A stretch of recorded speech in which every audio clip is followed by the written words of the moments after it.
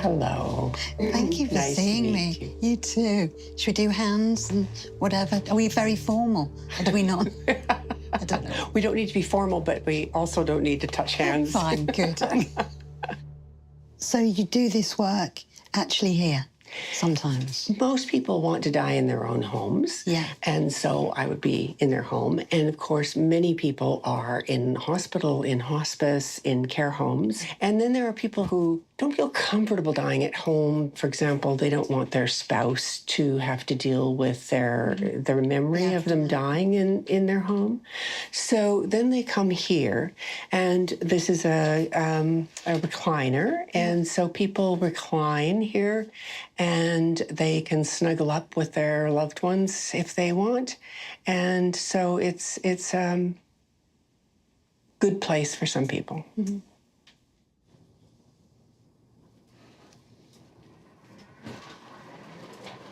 According to law, each MAID applicant must make a written request signed by an independent witness and have 2 independent medical assessments.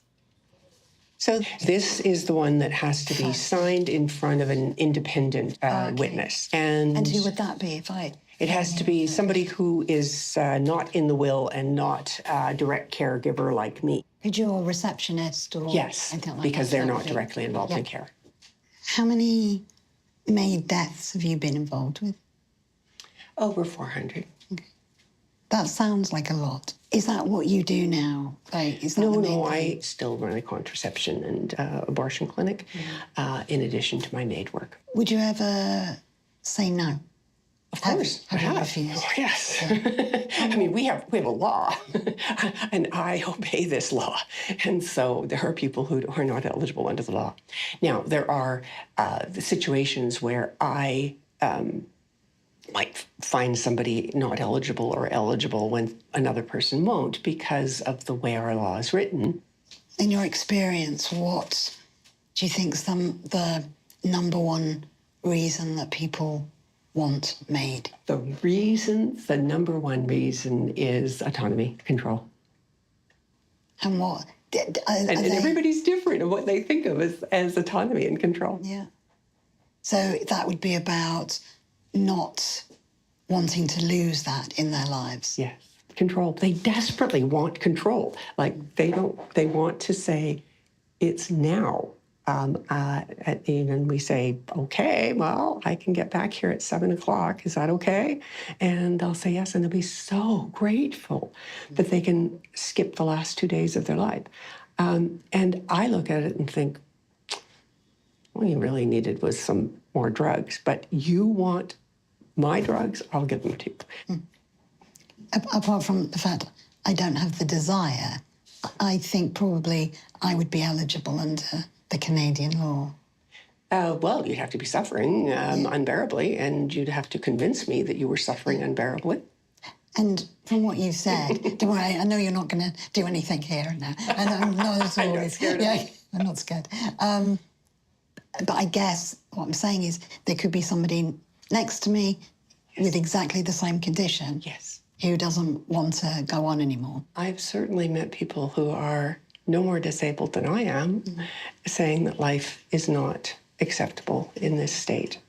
And I would say, you and I are different, but not different in the sense of wanting to have some control. So, Liz, right now, you love life and you want to live. But there's lots of nasty illnesses you might get. Yeah. And if you got terminal cancer and you were having to deal with chemotherapy and radiation, wouldn't you be thrilled that if you had the choice to say, I'll go this far and no further? For me, I'm concerned that giving the option and the right to a group of people puts another group of people at risk. But I don't feel that you see that as a worry. What you're saying is to protect what you consider vulnerable people. You are condemning others to unbearable suffering. Unbearable suffering. And I am so glad that I'm a Canadian and that we have this law so that people can choose that or not choose that. But to say that somebody has to suffer like that is simply cruel.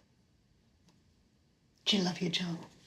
I love my job. You know, I've always loved being a doctor, but, and I delivered over 1,000 babies and I took care of, families. But this is the very best work I've ever done in the last 7 years. And people ask me why. And I think, well, doctors like grateful patients. And nobody is more grateful than my patients now and their families.